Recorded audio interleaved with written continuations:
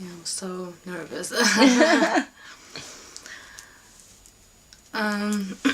So the purpose of this video is mental health awareness, I suppose, and a bunch of other stuff that you could learn and pay more attention in terms of your friends and family and just whoever needs help. But just remember that the main person who needs to help you is you. Like if you have problems with your mental health. So yeah. You can always cut bits out. I know. Well. Okay, so I'm gonna start explaining what I have, like in terms of mental health. I had depression since I was 8 or something like that. I mean, I was really sad child.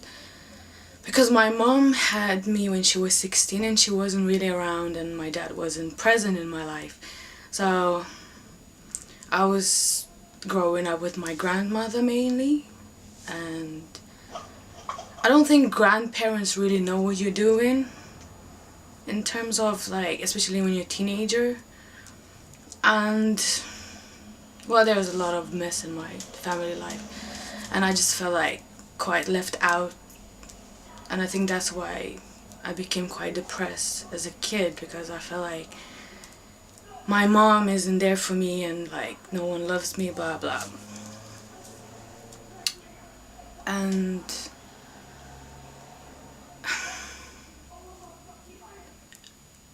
then there was a lot of other things going on in my life. I was sexually molested when I was 4. And surprise, but it was a girl, teenage girl. So sexual violence can happen to anybody, anywhere.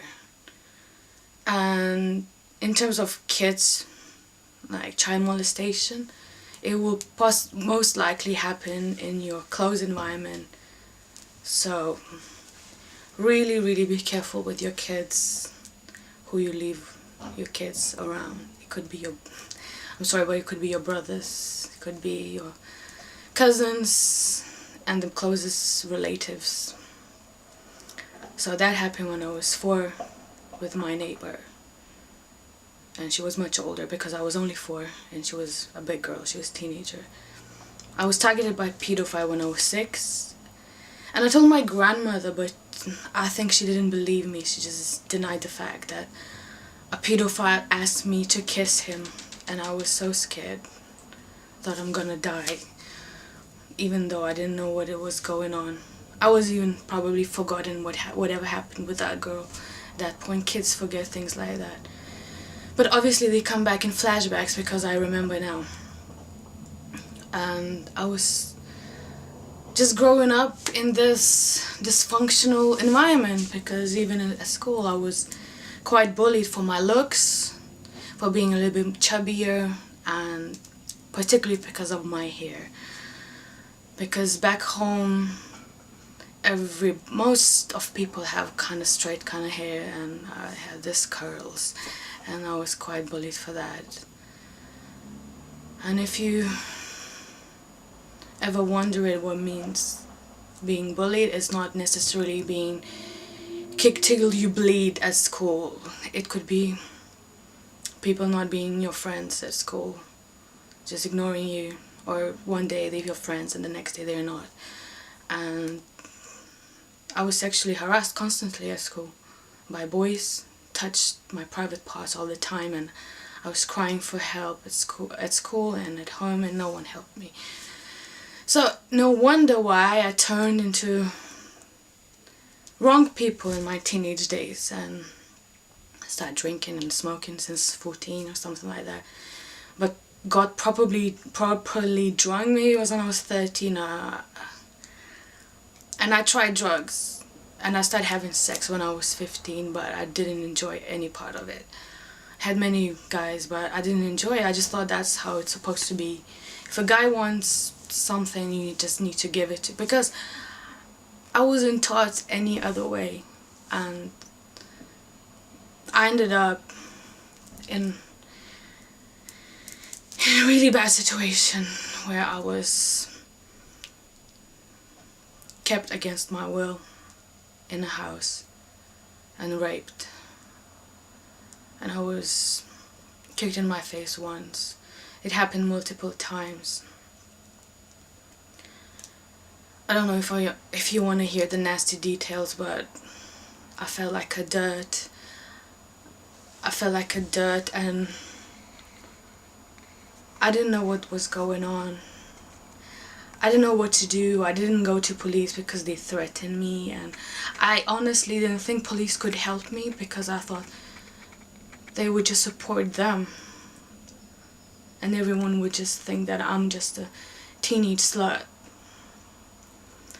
And not long after that, I figured out that I had an STI and PID, and I spent long time in a hospital. Figuring out a couple months later that I won't be able to have kids because they performed the surgery and said that PID really affected me and my reproductive system. And at that time, for the first time in my life, I mean really for the first time in my life, seriously, I was considering suicide. Because I thought my life was over. I didn't live a single day of my life for myself. Because I thought, if someone's telling me that I'm a trash, that means I am a trash. Without giving me a single chance to live life how I wanted. Because I just believed what other people said about me, or how they used me or neglected me. But then I realized if I do that, then they win. They wanted me to be this loser, and by taking my life, I would be that loser because I didn't live a life for myself. I didn't do anything I wanted to. So after 4 days careful consideration and talks to God, I've decided that I need to try and live life for myself. Because I never tried. Maybe it's time to do something about it and see how it goes. And that was like 2 best years of my life. I was attending drama classes, I performed, I've been writing. I've been doing creative writing since like 10, but obviously no one encouraged me to do anything about it. But I won like a first place in my town with my play for theatre, and then I got into university in London and new lives. I started a new life here, but unfortunately I had another breakdown because then I realized, since I didn't get no help back home after my traumas and depression, things got worse here because I'm an immigrant and the city is quite big. I started getting anxious all the time and getting panic attacks. I had 3 this week, and it's been years now since I moved here, 2011. I had quite emotionally abusive partner who judged me for everything that happened to me. And he said that no one will ever want to be with me because I cannot have children. And I think I became quite addicted to sex because of that, and not protecting myself. And that puts me in danger because I can catch infections and stuff.